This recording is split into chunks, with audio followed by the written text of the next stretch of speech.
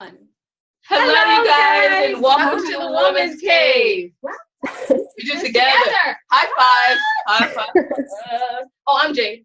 And I'm Aldana. Thank you for remembering. Yes, that's so awesome. So if you guys are following us on Just Writing Life, like our little snippet show or whatever about our life, you guys know that it's been a crazy couple of days to me. So thank you guys for coming and hanging out with us and just, not never minding what's going on around the set because it's in a hotel room. So that's life.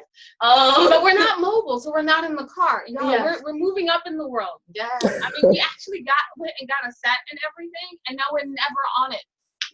I think we've done 2 shows on it since we've had it, which is ridiculous. Yes. But what's going on with you? Oh, there's nothing really going on with me. Hey, these books. You're right. Is that what the segue was supposed to be? See, I was trying to do a smart segue. I was really working on it. You guys don't do those here. I think from the earlier ones, we don't do smart segues, mostly because I'm slow and I'm a little stupid. So no smart segues. She says it's just early. Or actually, she's been awesome and drove with me to where I needed to go. And yeah, what's sweet. Okay, but anyway, books. We are co-authors, co-founders of the show, and co-authors with 11 other wonderful, great ladies of these books. And I thought divorce was bad with other life lessons.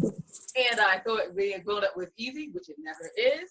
And we don't have the other one because thought I did my journey alone. And we sold out of the entire inventory now. So we're going to get new inventory soon. And then, of course, and I thought I could juggle it all for the business, and of course my favorite. And I'm so excited because the person who has it here today, she might be able to tell me what to do with this. And I thought I had it all figured out.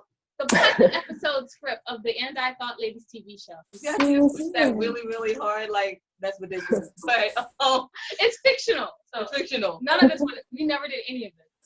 I know we did a lot of crazy things. Especially even the $20 party that's included, and I thought being grown up was easy. But nobody wants to hear about us. You guys aren't here for us. Wait. I'm here for me because I am a narcissist from the top of my that headband right there to the bottom of my toe. I would show it to you, but that people tell me that's impolite.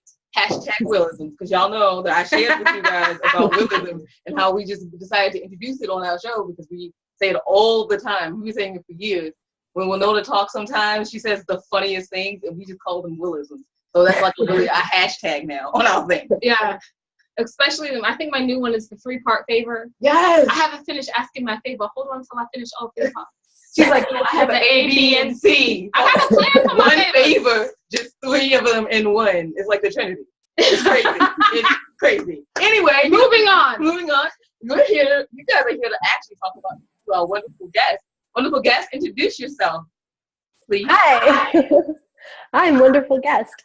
Hi, I'm Katiedid Langrock, and I'm here today to talk about, I think, my Write in the Wild, which is a company that I run because I am a television writer and story executive, supervisor, development executive for television. And I now host an awesome writer's bed and breakfast, and I teach writers how to write with their wild self to get wild success.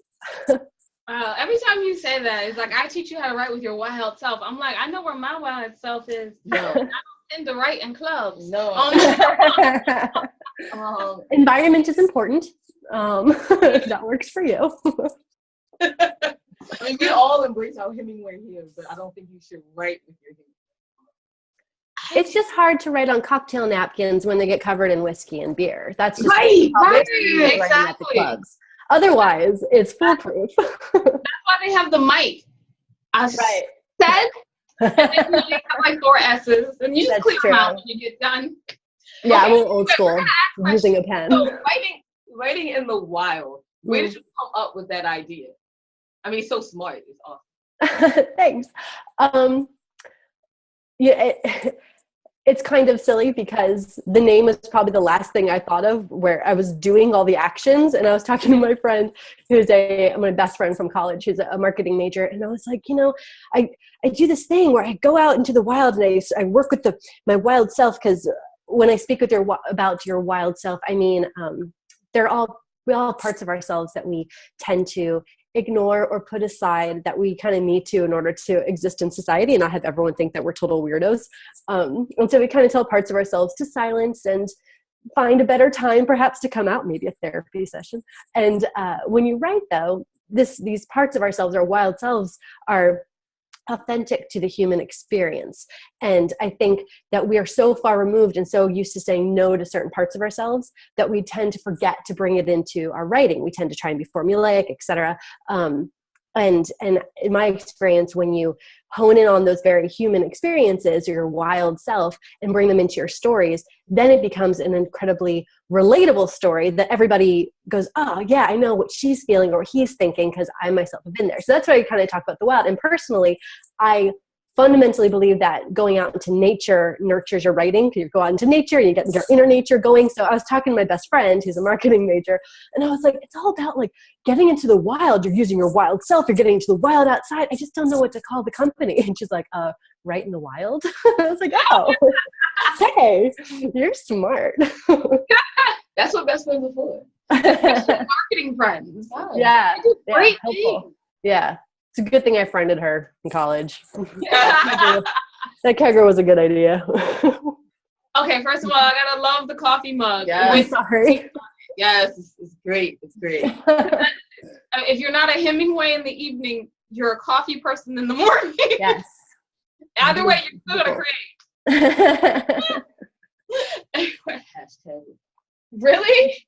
Okay, so apparently that one's going on a sweater as well. My question for you is like, how did you get like to recognize that you had a wild inner self? Good question. I guess it started because I moved to Hollywood and I wanted to write specifically television. I wanted to develop television, and I was there for a while, and I was a good writer, and not getting where I wanted to get. And occasionally there's this amazing, my favorite place in the United States of America is a national park called Joshua Tree, which is about a 3-hour drive outside of Los Angeles. And I love desert. In my youth, which feels like a lifetime ago, I used to be an adventure tour guide in the Australian outback. And so that's all desert, and this place is all crazy desert. And I would go sometimes when I had like a really important writing opportunity or writing assignment, and everything I wrote there was just so much better than anything I'd write any other time. And it got to the point where I was constantly like, all right, like we've had 7 hours. I'm going to go drive to Joshua Tree. I'm going to write for 30 minutes. I'm going to turn around and come back. And it was not really feasible. Like that does not make any sense. But I realized that I did my best work when I actually was out in the wild. And so I kind of had to recognize what it was that I was tapping into when I was there, because doing that 7-hour round trip drive does not make any sense if you're on any kind of deadline or just any kind of human being. Like that's crazy. So I started looking into it and going, okay, what is it that I'm doing there? And what is it that I'm thinking and feeling and experiencing when I'm there that makes everything I write so much more potent and powerful? And it took a while to figure it out exactly what it was I was keying into. But that's when I teach writing to people, that's what I talk about, because I feel like so often there's writing and you can teach formula and structure, and that's really important.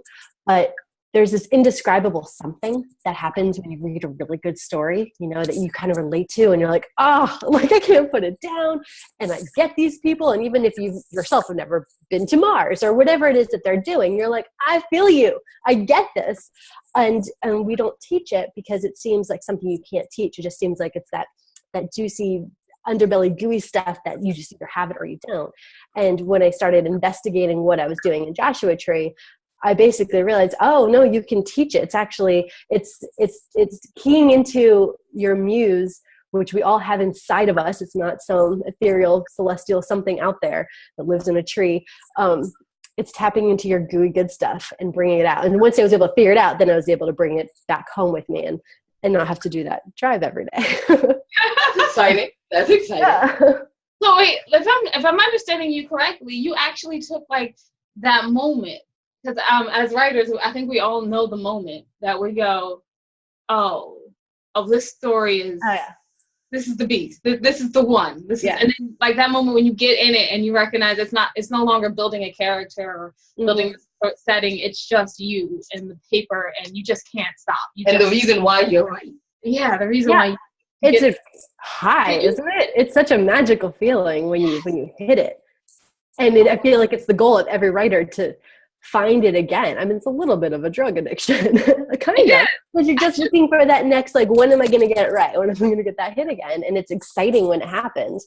And I think I'm going to be a little narcissistic and talk about me, but I was fortunate enough to find it when I was like 13 or 14. Yeah. And I was like, wow. Of course, the story was horrible because I didn't have any structure or formula or any of that. Mm-hmm. But I mean, and then being able to work with those same characters for amount of years, and like always finding that spot where I'm just like, oh, it's no longer about building, it's just flowing. It's just, I love those characters, I love those people, I love those stories. But that's not important. But it gets to the point where they start to write themselves, right? And that's because you've given it enough of yourself that now they can kind of become their own beings and take off. And at that point, you just kind of got to trust it to know, like, if you're being honest to them, they'll steer you right. It's pretty Every great. time, they never fail me, and I'm just like, I feel bad because I want to work on other things, but I know that those characters in that world will never fail me. Mm-hmm. You always hit that point, but that's not important because I'm talking about me, and no one wants to hear about it. My question to you is: you took that moment and you analyzed it, yes, and then we're able to reproduce it continuously. Yep. For other writers. Oh, see. That takes the mystery out of it, Katiedid. Thank you for that. No, I'm joking. Well, people want that though. They want to know how they can get the best stories, the most authentic stories out there. And people want to know that other people will get it and feel it. With your program, how long is it? Well, it depends. There's a couple of different ways you can approach it. I like to, I'm working on growing it, which is really exciting, where I'm hoping to get to the point where I have an online class. But right now you can work either one-on-one with me, or I call it a writer's retreat. It's really more of a writer's B&B. But we can come for a weekend. You can kind of see a bit of my house. And work with me one-on-one for a weekend. And we go out into the woods and we discuss your story and we figure out how to access your wild self and bring it in. Because I do think people want it to be repeatable. We get into this weird place. You mentioned Hemingway earlier, where I'm going to get the quote wrong, but he pretty famously said that writing is easy. You just got to lean over your typewriter and bleed, and we have a lot of these kind of torture art quotes that writers seem to live in and quite frankly die by, sticking their heads in ovens, etc., because it's this feeling that you need to be in pain in order to write correctly, or you need to do all these different crazy things in order to access that crazy flow that we talked about, that moment that yes, I'm kicking it, I'm awesome right now.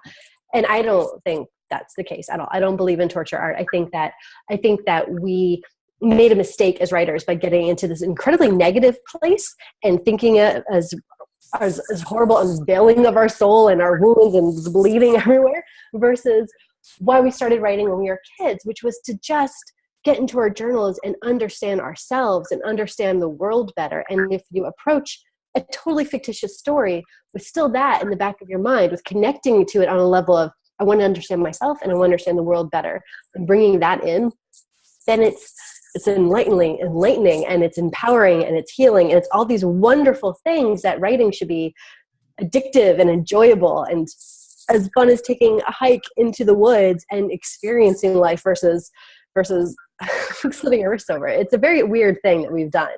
And I think that getting to a place where you can access your muse and bring it in a enjoyable way, in a way that it's not torture art. You're not torturing yourself going, gosh, why can't I do it this time? Versus like, oh, if I just do XYZ, I can get there. I think it's a good thing. That's an amazing thing. We're saving lives is what I mean. Yes, we are. We're saving them. You are saving them one writer at a time. Right. What I want to say is I'm a hero. I don't know if you felt that.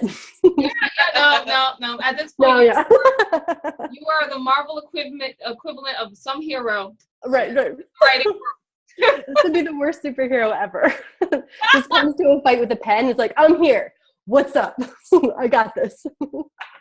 So I think it was Brandy Miller who was saying that if teachers make leaders and writers are the ones who write what the teachers teach, then the writers are the leaders of the leaders of the leaders.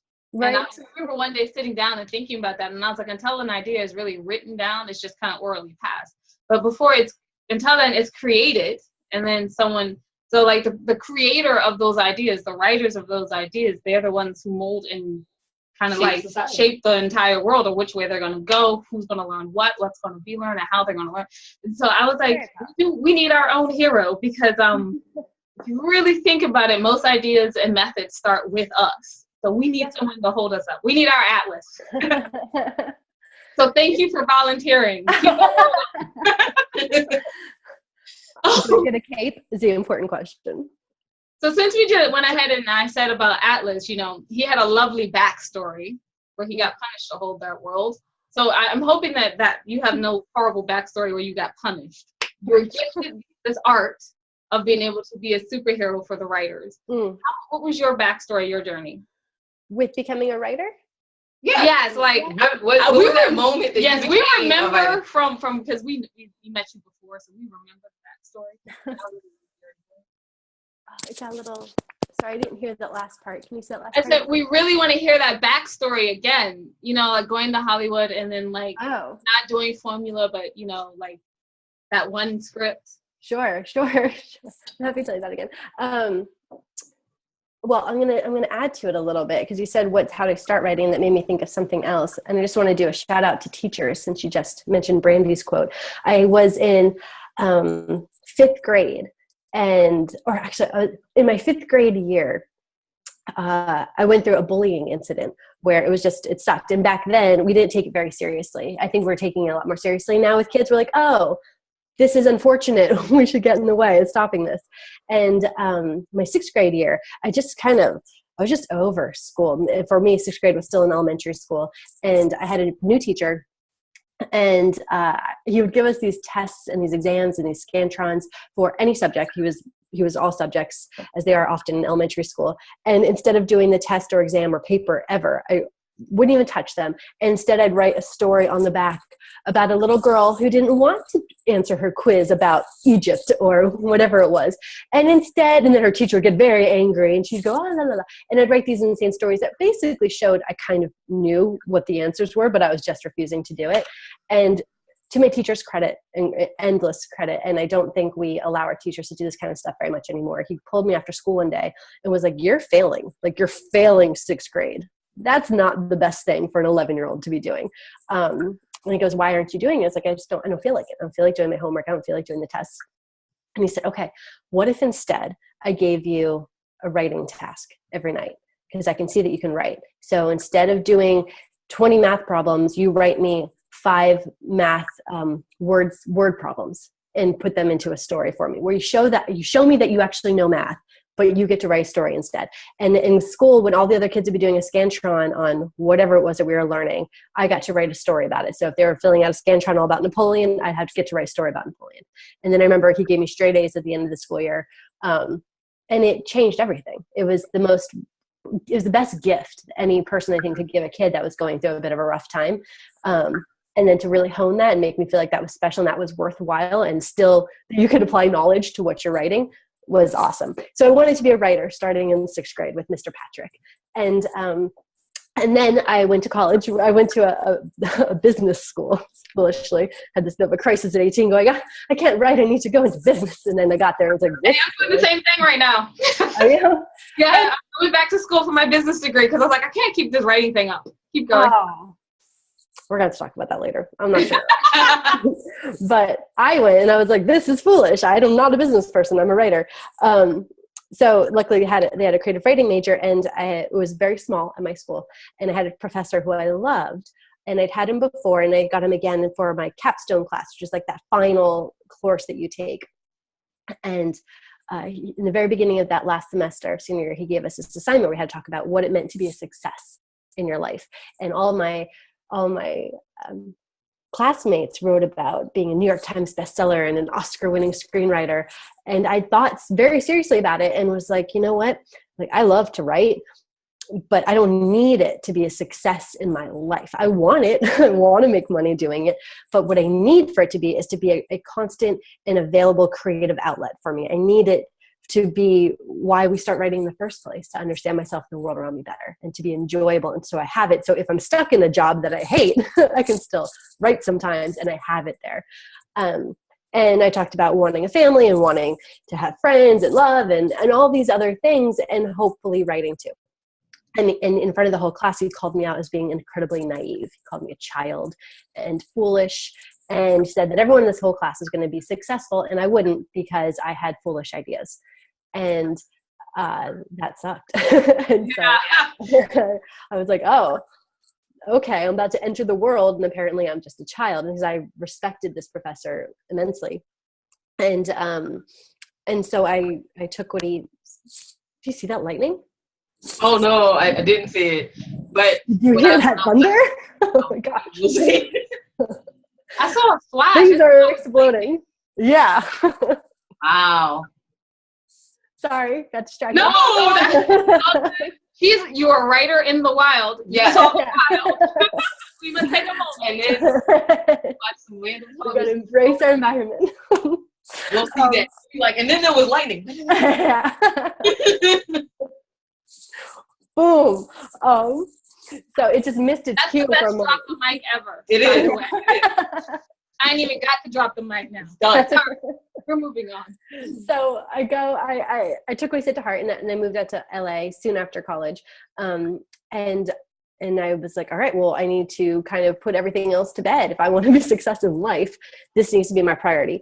And so I worked at a place called the Writer Store, off and on for years, which is a wonderful place. If anyone lives in LA, and if they don't, they have like an online presence, I think, where they just sell books on writing and screenwriting. And so I got to work there, and I learned I started my coaching career there. And it's great because you feed, right? You absorb everything story, everything format, everything structure, everything you could possibly want in order to get better and better and better. And what I didn't realize was happening, but was the more that I kind of fed into the formula of it all, the more I lost myself as being part of it. And I think that happens to a lot of writers, because art is hard, right? You can't, I think that when people work with me one-on-one, I think they get to a really great place, but I can't at any point say you will be a success, because it's art. And that's just one of the risks you take with art. It's not like being a doctor, which is crazy, but with doctor, it's skill and will, right? Like if you've got the skill and you've got the will, you just follow these 5 steps and you will be a doctor. With art, it's more, you have to be more bold than that. You have to be more daring, because it's not a promise, a guarantee. And so we start to feed into these very formulaic ideas of, okay, this person says if I hit this story beat on this page and make the person smile at page 11 in paragraph 3, then hey, I'll be a star. And you cling to that, I think, as humans, because you want some kind of guarantee that you're not wasting your entire life. And I personally think that we do ourselves a great disservice. Because we've been telling stories since caveman times, right? There's something very instinctual about storytelling that I don't know that we need to study so much formula. Because I think that to a degree, the 3-act structure came first in just our natural way of telling things. Then people came in and studied what they did, kind of like what I did at Joshua Tree, right? I was doing something, and then they came in to analyze what exactly am I doing that makes it work. So anyway, I kind of realized I was in Hollywood for a long time and not getting where I wanted to go, and not having those moments. And so I had my Joshua Tree kind of experience where I was like, okay, things are working. Let me figure out why they work here and apply it there. And what happened also is that, and I kind of realized, okay, I need the wild, I need this. And I didn't want to give up certain things, which Hollywood's very anti, you having a life outside of Hollywood. And I personally knew one of the things on my list that I'd give my professors that I wanted to be a mom, and I wasn't willing to give that up. And after being in Hollywood for a while, it's like, well, I could put it off kind of indefinitely. But I didn't want to be an older parent. So I said, okay, I'm gonna become a parent, and I'm gonna lose out in Hollywood. I gave it a shot, but oh well, I didn't hit in the timeline I need to hit it in. So I decided I would write one final screenplay as my goodbye letter to Hollywood. It's what I called it the whole time I was writing it. And I was going to throw all the books out the window, and it wasn't no longer going to focus on hitting this beat at this page at this time. Instead, I was just going to write with what I always wrote with in the beginning, which was thunder is rumbling, which is just my heart and to understand myself and everything better. And it changed everything. It got me new representation. I won these contests. It took off, and it gave me the career that I've been pursuing the whole time. So it was a really fascinating experience to have the thing that I thought was my goodbye letter to be the thing that actually made it. And when I went back to talk to that professor years later, I met with him, and he told me that I was the only person in my graduating class that was working as a writer, and which blew my mind because I was sure everyone was, and that I was the person falling behind.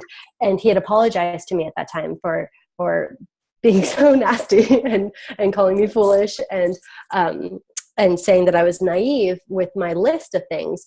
And he said that he had realized that he was a very bitter man, that by giving up all of these things that he had given up, he too had wanted to be a dad, and he gave it up in order for career. He gave up a ton of things in order to chase the career, and it made him bitter. And what a sad thing to realize so late in life, that when you're pursuing something so hard, we do ourselves such a disservice to focus on this over here and ignore all the other things we need to make our life full. And as a writer, you do yourself a huge disservice too, to focus on only a tiny little piece of life when there's so much more to life that you need to experience in order to bring all that into your writing, to make it a more full, to make yourself more full, so you can put it in and have more full characters. It's a very long story. I apologize. I think writing is one of those things where the more you learn, the better you become. And then the more you experience, the better it is. Because you notice, like, most writers, they have this crazy wonky ride where, like, career people have that 9 to 5. But even when they have the 9 to 5, they have this crazy life outside of it. And then write stories that are just like, wow, that's amazing. Because, I mean, I think we learn from, of course, book knowledge, and then we learn from experiencing and observing and analyzing what we've done wrong or right, and then putting that into characters that we wish were our full lives. Yeah. Or some people have those full lives, like you, so you don't have to do that. There's a time and place for all of it. And that's one of the reasons. It's crazy. It's really hard. It's raining. It's one of the reasons I personally believe so much in getting out into nature a little bit, because even if you can't perhaps go live the crazy Vegas lifestyle at a drop of a hat, and find yourself, I don't know, kidnapped and a drug mule, I don't know, if you can have this crazy thing happening, if you go outside, there's this thing, I looked into the science behind it, and there actually is, it has so much to do with sensory stimulation. You know, so many writers, at least in LA, you go to Starbucks and everyone's like clicking away, and they're in the coffee shop. And when I first got to LA, I'm like, this is amazing, it's my people. And then I realized that we're drowning ourselves. We're doing the opposite of what we need to write well, because we have zero sensory stimulation. You go to the same office, you go to the same desk, you go to the same seat in the same Starbucks, and I feel like with the same guy named Steve doing the same soy latte every single day. You're not feeding your mind, versus if you go outside, everything's different. It just has to be. I talk about it when I teach my class as I call it like Disney's Pocahontas sings the blues, when I don't know if you know Disney's Pocahontas, but she has this whole song about like just around the river bend, and you go outside and everything changes, and it's the whole thing. And it's that idea of you can't step in the same river twice. You can't step in the same nature twice. There's movement, there's life, there's energy. And what happens is that it triggers your own memories. It triggers your own, if you allow yourself to be sensory stimulated, all of a sudden you're like, oh, this reminds me of XYZ, or it gives you a feeling, I call them like fleeting wild emotions, that if you are cognizant enough to grab hold of it, I go, oh, what was that? That was interesting. Because you're always telling ourselves no and quiet and shh, hush all that stuff. But as writers, to hush all those feelings, it's deadly. So getting out of, Jake? Oh, so we're seriously over time. So I'm Jake. Oh, okay, Jake. Well, Katiedid, it was really nice to have you on. Where can people contact you? writeinthewild.com. Okay. And she has an amazing mini master's class, is it? Yes. Right. Yeah, there's a free mini master class. If you go to members.writeinthewild.com, you'll have to kind of create a little membershipy thing, and then you can log on and see. It's about 20 minutes, and it's pretty solid. It's very nice. Very, I love it. So, I mean, like, you guys heard her today and how inspiring she is. If you want to hear more, she go to the Inspiration Women in Literature. We're slowly putting those up one by one. Conference. It's a real slow process. You guys know us by now. Yeah. You know us by now. And if you don't want to wait slowly, we will have the DVD available for purchase, but probably before we finish putting all the little snippets up on YouTube. So you guys can get that, and then you can just watch that, and she does an amazing job. Or you could just go to Writers in the Wild and talk to a person. And yes, you can also. It's right in the wild. Yeah. Oh, right in the wild. Right it's okay. I just announced it. That's hilarious. Hey, it's our first time actually doing this, though. Because normally we go on other people's show and they just mispronounce our book title. Like, it was worse than The Bad and the Divorce. But that's okay. Cool. We just don't roll with it. But okay, you guys, thank you for joining us. Thank you. You can always find Winona and I and what the ladies are doing at andwethought.com. The books are there, and if you want to just buy the books, you can go to Amazon.com, BarnesandNoble.com. Congratulations on your stuff. It's a big deal. You can follow us on Just Right in Life or Jaded2555 for Jade. And we're going to just end the show as we always do, but we really mean it, you guys. Wisdom is all around you. If you're open to finding it and accepting it. Hey, starting the counter all over again? Yes, I got it right. All right. So I've got this Winona and Jade. Bye-bye.